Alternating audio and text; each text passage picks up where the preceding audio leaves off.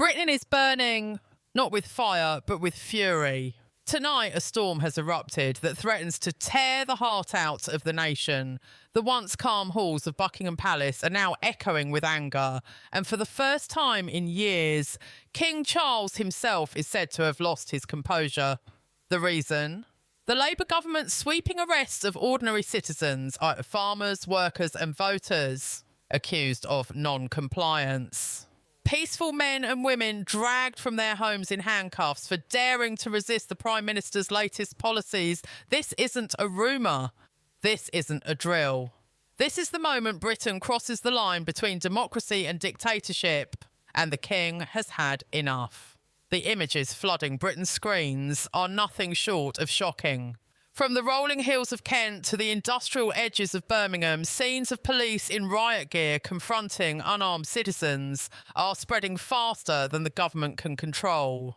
In Lincolnshire, an elderly farmer, his face bruised and bleeding, was seen being pushed to the ground as his wife screamed for help. In Somerset, night raids shattered the silence of small villages as officers stormed protest camps without warning. In Yorkshire, a disabled veteran once celebrated for his service to the nation was violently detained for giving a speech about land rights. The videos have gone viral, millions of views, millions of voices rising in anger, and now even the King has spoken. Sources inside Buckingham Palace confirm that King Charles was visibly shaken after viewing one particular clip. An old landowner being dragged across the dirt by riot police, his family begging for mercy.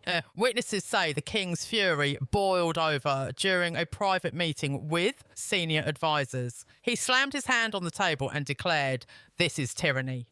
This is not Britain." Those words, though spoken behind closed doors, have now swept across the nation like wildfire. For many, they mark the beginning of something bigger, a reckoning. Under Keir Starmer's government, Labour's so-called Restoration of Order campaign has turned into a national nightmare. It began quietly with new financial enforcement laws targeting farmers who refused to comply with Labour's controversial inheritance tax reforms. Entire families, people who had lived on the same land for generations, suddenly faced crushing tax bills and forced land seizures. When they protested, the government called it civil disobedience. When they refused to sell, Labour called it economic sabotage. And when they spoke out, they were arrested. Within weeks, the crackdown expanded. Protesters in rural counties were branded agitators. Citizens questioning tax hikes at local meetings were removed by force. Social media users posting critical comments about Labour policies began receiving warning notices.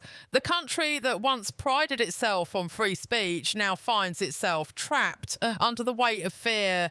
Behind the scenes, insiders describe a Prime Minister increasingly obsessed with control. Starmer's cabinet meetings have grown tense, with ministers privately expressing alarm at the pace and scale of the arrests.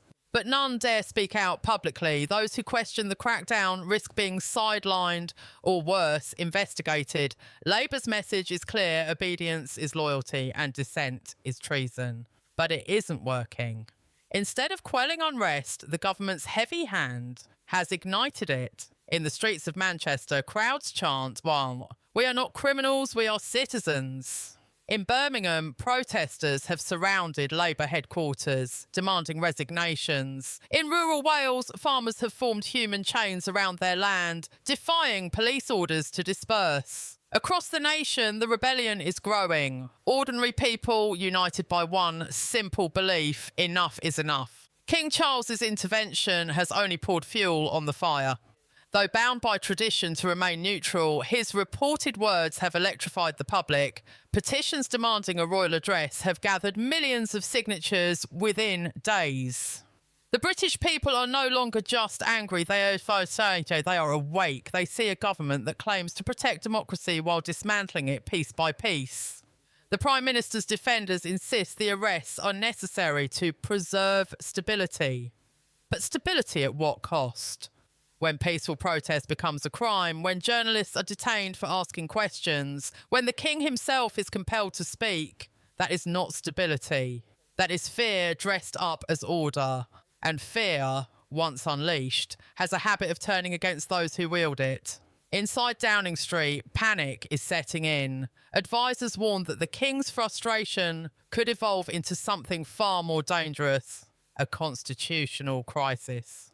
For now, Charles has stopped short of a public statement, but palace sources say he's holding daily consultations with legal experts and historians. Some of his closest aides believe he's preparing for an extraordinary step to speak directly to the nation. If that happens, Britain will enter uncharted territory. Meanwhile, human rights organisations and international observers are circling. The United Nations has requested an explanation for the arrests. European officials are calling for emergency reviews. And in the United States, lawmakers are openly condemning what they call a collapse of civil liberty in one of the world's oldest democracies. But none of that seems to shake Starmer. Those close to him describe a man convinced that only he can save Britain from chaos, even if it means silencing his own people to do it. Yet every new arrest, every viral video, every headline about brutality only deepens the fracture. Across social media, the phrase Starmer's regime trends globally, a chilling reflection of how far the public's trust has fallen. Britain stands divided, a government tightening its grip, a people breaking free, and a monarch caught in the middle. The question now echoing across the kingdom is no longer if change is coming, but how it will arrive. Through dialogue or through defiance. Because what started as a political crisis has now become something much greater, a national awakening. And as the streets fill with protesters and the palace grows restless, one truth becomes impossible to deny. The fire that Labour lit is spreading faster than they ever imagined. As Britain trembles under the weight of unrest, the walls around Downing Street are beginning to crack. What started as whispers inside Parliament has now turned into open rebellion within the Labour Party itself. Senior MPs, once loyal to Keir Starmer, are distancing themselves from his hardline tactics. Some are calling it a disaster of leadership. Others, speaking anonymously, describe a Prime Minister isolated, paranoid, and surrounded only by those who tell him what he wants to hear. Behind closed doors, Labour's unity is collapsing. Ministers are quietly holding secret meetings, discussing ways to rein in Starmer before the damage becomes irreversible. One aide revealed that the mood inside Number 10 has shifted from confidence to sheer panic. Staff have been ordered to increase security and loyalty pledges are now being demanded from senior advisors, a clear sign of a leader losing control. The more the public resists, the more Starmer tightens his grip. But that grip is slipping faster than he can hold it. Meanwhile, Reform UK's rise has turned from a movement into a national phenomenon. Their membership has tripled since the first wave of arrests. Donations are flooding in, and across the country, Reform rallies are attracting thousands of people who just weeks ago had never attended a protest in their lives. They're teachers, nurses, builders, and pensioners, united by one simple belief: Britain deserves better. In village halls and town squares, they're sharing stories of intimidation and fear, but also hope. The message spreading across Britain is simple and powerful. The people will not be silenced. And it's not just the countryside that's erupting. In London, spontaneous demonstrations have shut down roads and train stations. City workers are marching alongside farmers, chanting for freedom, waving signs that read, "We are the people," or "Not the enemy." Police are struggling to keep up. Even with new emergency powers, the government can't arrest an entire nation. Inside Buckingham Palace, the tension has reached breaking point. King Charles, once cautious and measured, is now under immense pressure to act. Palace insiders say he's drafting a speech, a direct address to the nation, something unprecedented in modern times outside of war or royal death. His advisors are decided, some urging restraint, others insisting silence would mean complicity. The king is said to have told one confidant, "If not now, when?"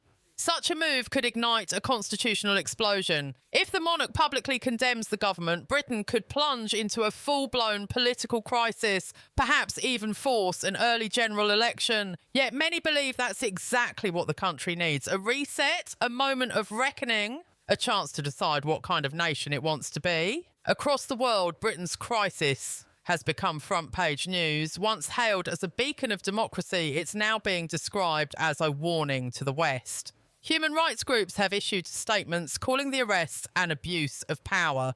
The European Parliament has demanded an investigation. Even the United States, Britain's oldest ally, has expressed concern, urging the government to respect the principles of liberty and due process. Starmer's international image, once polished and diplomatic, is now crumbling under accusations of tyranny. And yet he refuses to back down.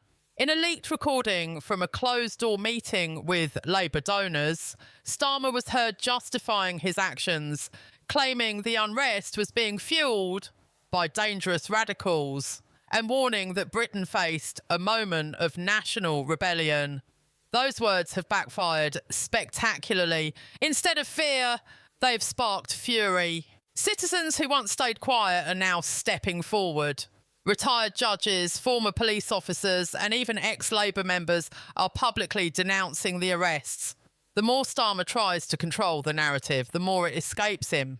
Whistleblowers from the Home Office have come forward, leaking emails that suggest arrest quotas were set to meet stability targets. If verified, it would mean that the government intentionally ordered mass arrests to project strength, a scandal that could destroy what remains of Labour's credibility. Meanwhile, Reform UK is laying out its vision for the future. Their proposed Civil Liberties Act promises to undo the damage, repealing surveillance laws, releasing non-violent protesters, and restoring protections for free speech. These proposals are gaining traction fast. Once dismissed as outsiders, reform is now being seen as the voice of reason in a country descending into chaos.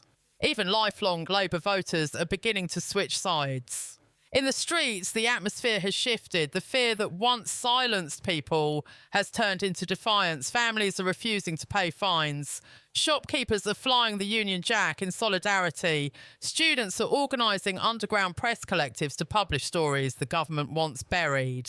Britain's spirit, long suppressed, is roaring back to life.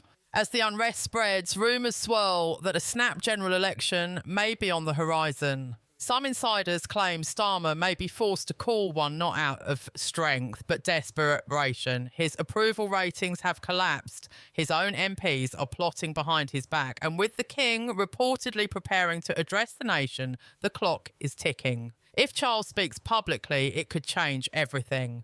The monarchy's words carry immense weight, and a call for calm, unity and democracy could rally millions, but silence would be just as powerful, a message that even the palace fears the government's wrath.